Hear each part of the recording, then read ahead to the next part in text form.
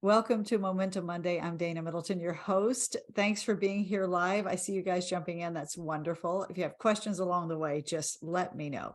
If you're watching the replay, same thing. Oh, hey, Lori. Good. Hi, everybody. Terrific. Great. Okay, today we're going to be talking about being a rebel or a pleaser and why both hold you back. I don't know what school you come from, if you're a pleaser or a rebel. I think we all start out as pleasers, frankly, because we're little kids and we want to please, and we think if we please, we'll be loved. But if we don't get back what we want, or if we experience criticism, or if it doesn't feel safe, a lot of us become rebels. That's me.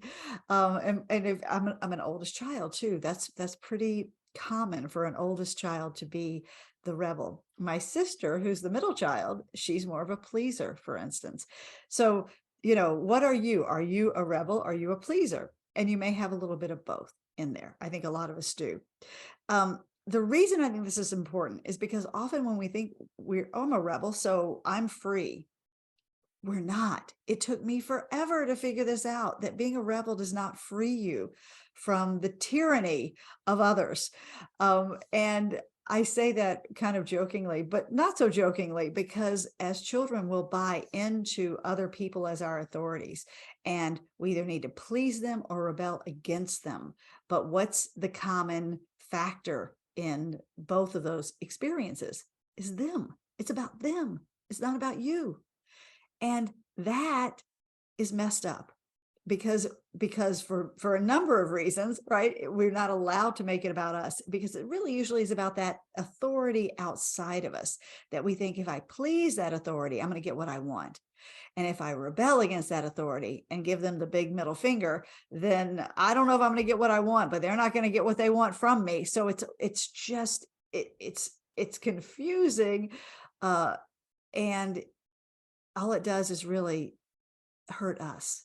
Does that make sense? I hope it does. I see pleaser, pleaser, rebel, rebel. Oh my goodness. Yeah, exactly. So we know what we are.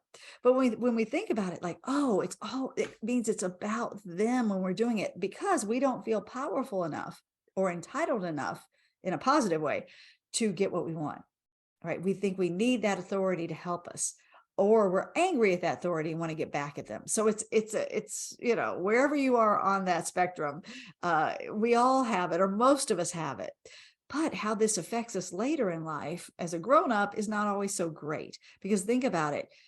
If we go into our creative career as a pleaser or a rebel, it's a little off-putting, right? When we go in to please somebody, a casting director, an editor, an agent, whatever that might be, they sense that. And we know that's that kind of energy of, I want to please you. And it isn't completely authentic, and it's a little bit off-putting. The same with being a rebel. If you go in kind of like, with this chip on your shoulder, it's a little off-putting too. What we really want it to be is that we're free. It's about us and an equal experience where we go in, we're authentic, and that's appealing. I hope this resonates for you and it makes sense. Because if we can peel off this need to please or to rebel, we are free, right? It is just about us. And we can meet people who, even authority type people, we can meet them as equals. And then it becomes a clean exchange of talent, of experience, whatever it is. So think about that, how you walk into a meeting, how you I guess the intention behind how you engage in your creative career. Is it like you might have engaged with a parent who you are pleasing or rebelling against? It's just worth thinking about, especially if you're heading home for the holidays, right? And you're going to be with family. It's a really good time to observe, am I a pleaser? Am I a rebel? And why am I doing this? And what is it getting you? We do these things because we think it's going to get us something. But what does it really get us? I know being a rebel does not get us much. It just really, you become alienated and you become angry, and it is not a great place to be, but it feels more powerful sometimes than being a pleaser. But both of them are not that powerful, is what I'm trying to say. Let's find our real power as we move forward, so that, you're you and you're coming from that authentic place where you believe that you don't need that external authority and that you have enough power yourself, connected to a higher power, whatever it is that you believe, but that it's you, that it comes through you, not through somebody else. And that's what we're going to tap on right now. All right. So think about where you are in this, and I'm going to tap pretty generally for the pleasers and the rebels in the group, because, we all can identify. And just basically, we're going to use tapping, which if you're new to tapping, we're tapping on meridian points on our body to break up old beliefs, old energy, and bring in new beliefs, new ideas, new openings to think about something differently, in a more empowered way. That's why we tap. There are lots of reasons to tap, but that's why we're tapping here, and certainly why we're tapping here today. So take a breath. And I just want you to take a second and think about it. Like, get in touch with that pleaser or rebel inside.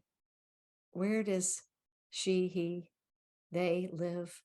In your heart, in your stomach, in your head, in your throat? Where is that energy? And it's really a little bit fear-based energy. So where do you feel it? You might feel a little tension. Feel free to tell me in the comments. And we're just going to get in touch with that part of ourselves and question it. And then maybe open some space to think about it differently. That's what we do with tapping. It's all about opening space. All right. So take a breath again, and let's start on the karate chop point. If you're new to tapping, just follow along with me and repeat after me.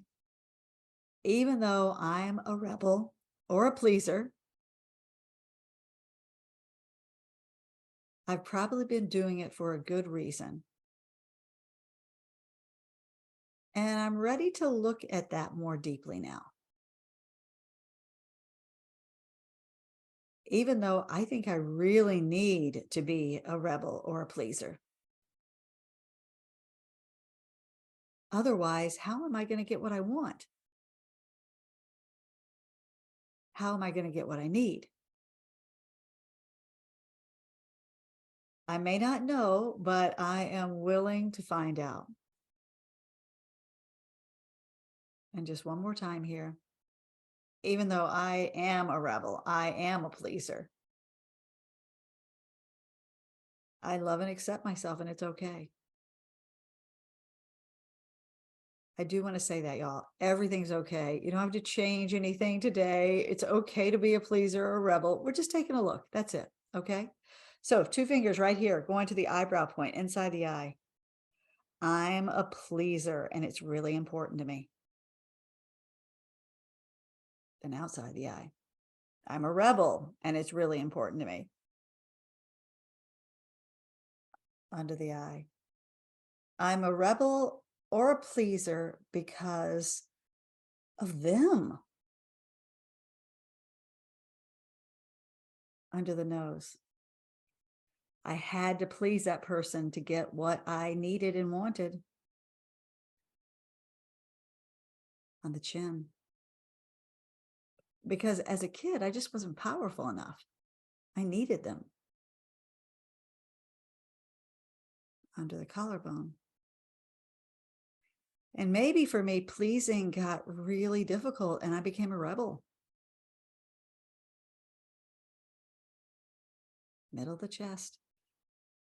But it was still about them. I was so angry.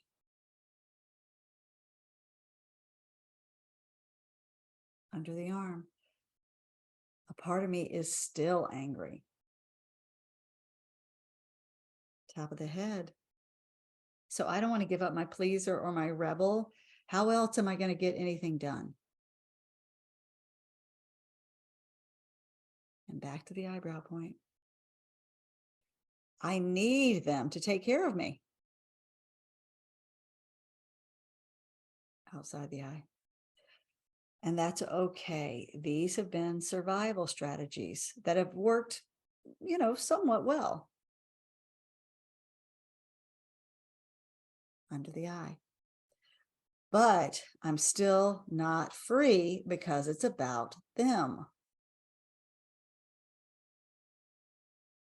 Under the nose. This might have started with a parent, but now I need to please everybody. On the chin. And that is exhausting. We'll do the other part of this. Or I still need to be a rebel because that's where I somehow feel power.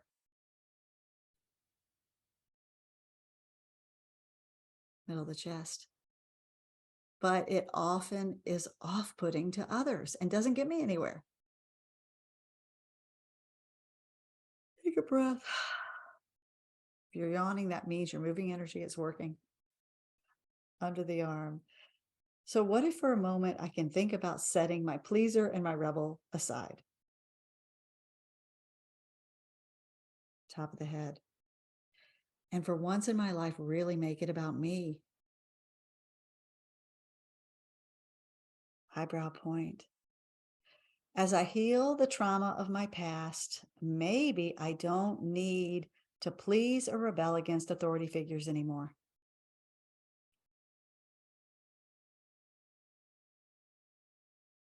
I gently let them go. It feels so scary, but what if I actually don't need them anymore?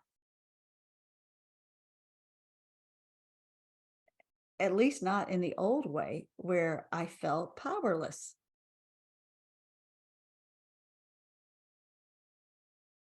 What if it's safe for me to engage, plug into my power now?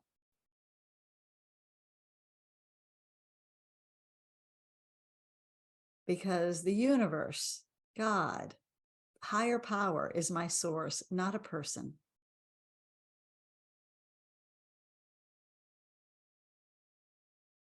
And what if I don't need that authority anymore, anywhere in my life? What if it has survived me, but not thrived me?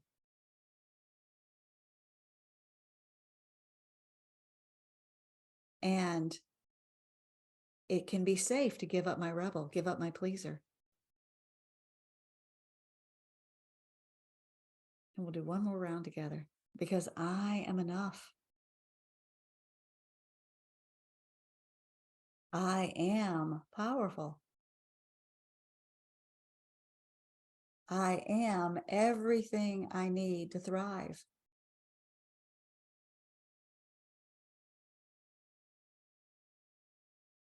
What if it could be safe for it to be about me now?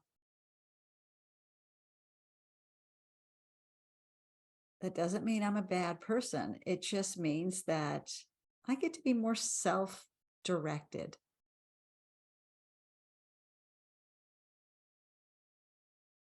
I get to make myself right about me.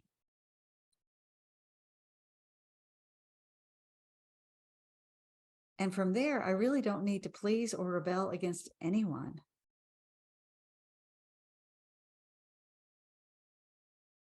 Because I become the authority of my life.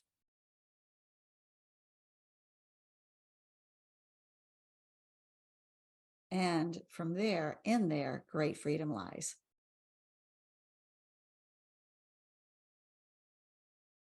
Okay.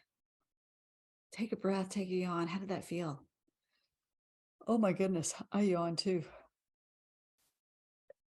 So maybe just doing that short amount of tapping, you can do a lot more on your own, right? When you feel yourself pleasing or rebelling, you can just be like, oh my gosh, I feel it. I'm doing it. I'm doing it. Why am I doing it? I'm trying to please somebody because I think they have the keys to my success. Or if I please them, I'm going to get what I want. Or if I rebel against them, I'm going to tell them F off and all that stuff, whatever it is. But be the Enola Holmes in your own life. Dig in, find out what's the reason that you might need to please or rebel. I'm with you. I mean, I have a long history of all of this stuff, but I gotta say, it's so much more freeing and empowering and delightful to be alive when you allow those parts of really, it's a survival strategy to relax and let them go. Yeah, let them go as you can, and really dig in to being you. This is just about being you, a greater sense of yourself. Feels right. I'll definitely revisit this. Great freedom. Wonderful. Wonderful. That's all. This is the reason I'm doing this, just to let's open space to think about something differently, because being a pleaser or a rebel truly is something we don't even think about if we do it. It just is part of, we think, our personality, but it's not. It is a learned response based on environmental situations that started in childhood. Is it serving you? If it serves you and you like it, great. But is it serving you? Is it getting you where you want to go? And that's the question to ask. This is your own journey. Make it your own. All right, guys, have a great day. Bye.